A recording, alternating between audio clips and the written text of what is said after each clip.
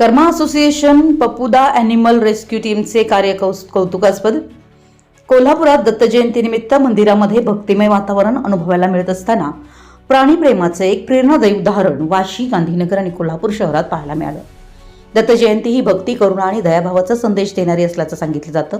याच दिवशी कर्मा असोसिएशन पप्पूदा ॲनिमल रेस्क्यू टीम कोल्हापूर यांनी प्रत्यक्ष कृतीतून करुणा दाखवत 3 भटक्या प्राण्यांचे प्राण वाचवून सामाजिक बांधिलकीचं अत्यंत कौतुकास्पद उदाहरण घातलंय।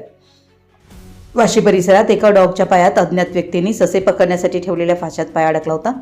नायलॉन व लोखंडी केबलचा फास 10 ते 12 दिवस पायात रुतून गंभीर वेदना होत होत्या। माहिती मिळताच रेस्क्यू टीमने तात्काळ घटनास्थळी धाव घेत डॉगला सुरक्षितपणे वेदनामुक्त केलं। सध्या त्याच्यावर उपचार सुरू आहेत।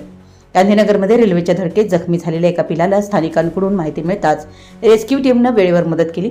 त्याला तातडीने उपचारासाठी सुरक्षित स्थळी हलवण्यात आलं असून सध्या त्याची प्रकृती सुधारत आहे।